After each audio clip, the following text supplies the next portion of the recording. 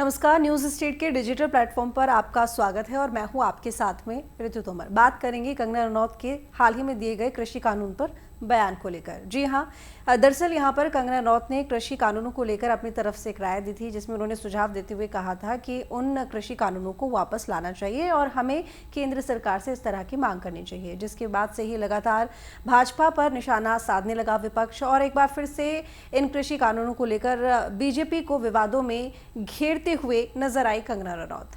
जिसके थोड़ी देर बाद यानी कि कंगना रनौत की तरफ से अपने जो सोशल मीडिया अकाउंट है उनका एक्स, उस पर एक पोस्ट किया गया जिसमें उन्होंने वीडियो पोस्ट किया और उन्होंने कहा कि मीडिया ने पिछले कुछ दिनों से उनसे कुछ सुझाव मांगे थे और लगातार वो सवाल कर रही थी कृषि कानूनों को लेकर कि लागू करना चाहिए या फिर क्या स्टैंड है उनका। जिसमें उन्होंने अपनी तरफ से कहा था कि इस पर एक बार दोबारा से विचार करना चाहिए, क्योंकि इस मामले को लेकर आंदोलन किया गया लंबे समय से, लेकिन ये कानून ठीक थे। तो ऐसे में केंद्र सरकार से मांग करती हैं वो कि इनको दोबारा से लागू किया जाए। जिसके बाद से ही लगातार इस मामले को लेकर विपक्ष सवाल उठा रहा था और बीजेपी पर निशाना साध रहा था। जब बीजेपी इस पर थोड़ा घिरी तो उसके बाद अब यहाँ पर जो कंगना रनौत है उन्होंने सोशल मीडिया अकाउंट पर पोस्ट करते हुए अपने बयान को लेकर माफी मांगी। उन्होंने कहा कि उनके शब्दों से अगर किसी की भावनाओं को ठेस पहुंची है तो वो अपने इस बयान को लेकर माफी मांगती हैं। इसके साथ ही उन्होंने कहा कि क्योंकि लंबे समय तक इस कानून पर प्रदर्शन हुआ और साथ ही आंदोलन चला,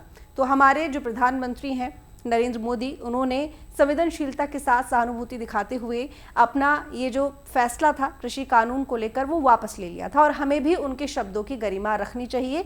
मैं भी उनके साथ में हूँ। मेरे जो विचार हैं, मुझे अब ये समझना चाहिए कि मैं सिर्फ एक कलाकार नहीं हूँ बल्कि मैं बीजेपी की कार्यकर्ता भी हूँ। तो ऐसे में ये मेरा फर्ज है कि मैं जो भी बयान देती हूँ वो सिर्फ मुझसे संबंधित नहीं है, यानी कि मेरी व्यक्तिगत राय नहीं है, बल्कि पार्टी का भी स्टैंड वही होता है। मैं आपको यहाँ पर यह भी बता दूं कि कंगना रनौत की तरफ से जब ये बयान दिया गया था और ये मामला जब तूल पकड़ता जा रहा था, उसके बाद गौरव भाटिया के सोशल मीडिया अकाउंट पर उनके वीडियो को टैग करते हुए कहा गया कि ये उनका निजी बयान है, यानी कि व्यक्तिगत बयान है, ना कि उनका पार्टी से संबंधित कोई बयान है। यानी कि ये पार्टी का बयान नहीं है, ना ही पार्टी की राय है, ये कंगना रनौत का निजी बयान है।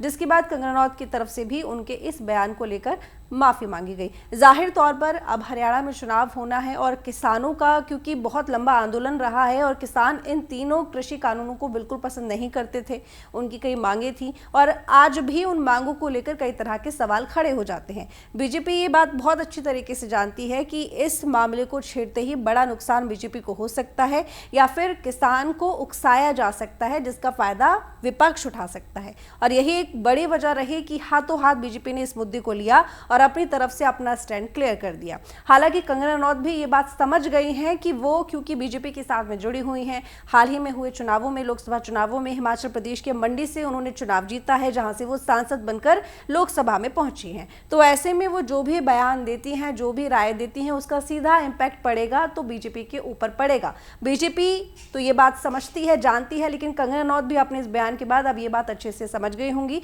जिसके बाद उन्होंने तुरंत माफी भी मांग ली। धन्यवाद। न्यूज नेशन अब व्हाट्सएप पर खबरों के ताजा अपडेट के लिए न्यूज नेशन के इस क्यूआर कोड को स्कैन करें